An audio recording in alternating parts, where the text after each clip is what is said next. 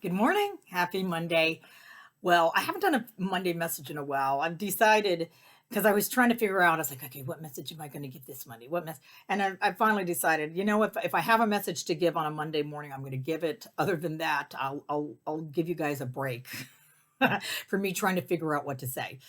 So anyway, the message I actually have a message today from something that I'm going through now. So when COVID hit, I was already high up on the scale. Let's say we're about right here.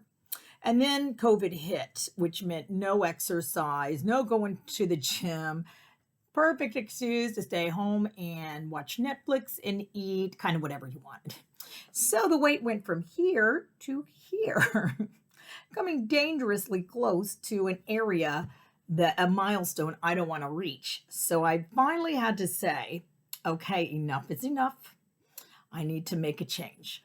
And, I was told early on in my recovery, nothing changes if nothing changes. So I, to keep from going even further up that little weight scale, I had to really start just making a change. And literally, I found an exercise video today, hopped on the scale, acknowledged where the weight was. It was painful.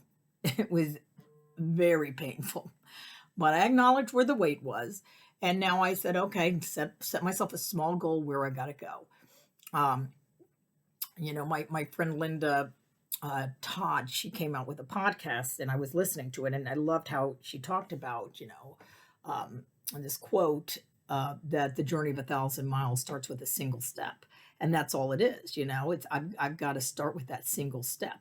Now she attributed that to somebody, so you can look that up. Look it up. It's not by me. It's not by Linda, but it's by somebody famous. So the journey of 1,000 miles starts with a single step, and I love that. It's just if I can sit in this, I can feel bad about being where I am, or am I going to make a change and get out of this situation that is causing me discomfort? It's causing me pain. And the same thing happened years and years ago when I got sober.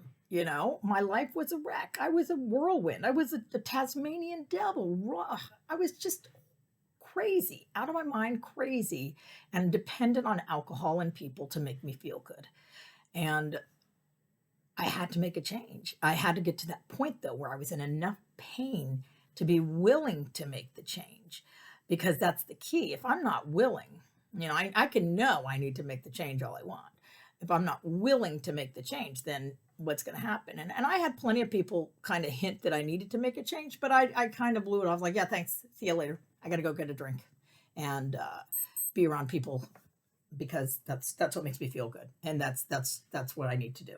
So um, when it came time to finally, when everything was coming bust, and I realized that I was dependent on alcohol and I was dependent on people and I was dependent on everything to make me feel good, and I needed to learn how to live life, a new life. That's when I had to make that change, that first step to getting a new life. And that meant, I actually went to a 12-step recovery route to help me do that, which has been the best thing in the world for me. I actually thought about this today. It's like when I entered into recovery all those years ago, I just wanted to learn how to live life without alcohol. And what I got was so much more in return because I learned how to live life with God, because I didn't know how to live life with God at the time. And that's made all the difference for me, you know, um, coming to find it's a spiritual solution. And as long as my relationship is right with my higher power, who I call God, then all is well and everything's going to work out just fine. And now that's not to say watching somebody go through painful times, it's tough. I've got some people who are very close to me going through some really, really rough times. And I wish I could just take the pain away from them. I wish I could just give it here and let's just get rid of it. But I can't. It's not my job. Those are God-sized shoes to fill, and I'm not big enough for that. I can all I can try and do is just lead them to God to help find that solution, because that's the only answer I really have ever come up with that solves that problem. So, I'm grateful today that today I get to make that change. And I started, for me, that change started with a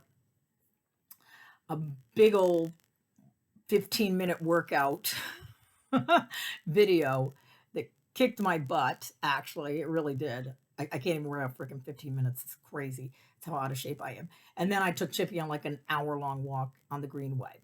And that's just today. Just today, I made effort to make a change. Now tomorrow could all change. I could go right back to feeling comfortable being uncomfortable. But for today, it's just let go, make the change, and trust that the rest is in God's hands. So, are you struggling with something? Are you uncomfortable in a situation? Is something causing you pain, turmoil?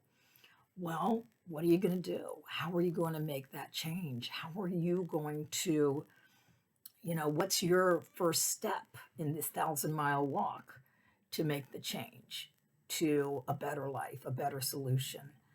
Um, you know, I can always tell you, God has never done me wrong. My higher power, whatever you choose to call your higher power, but I can give you the cliff notes of how this turns out if you become God reliant versus God defiant. That's two questions I have to ask. Am I being God reliant or am I being God defiant today? If I'm being God reliant, that's all going to be okay. So, are you being God reliant or are you being God defiant today? And if you're being God defiant, how can you change that? Because that's the change that's going to give you relief and comfort. So that's all I got. This is this Monday message. It's good to be back, and maybe I'll see you next Monday with another Monday message. We'll see what God reveals. All right, have a wonderful week, and if you're liking these, subscribe and let's keep in touch. Bye.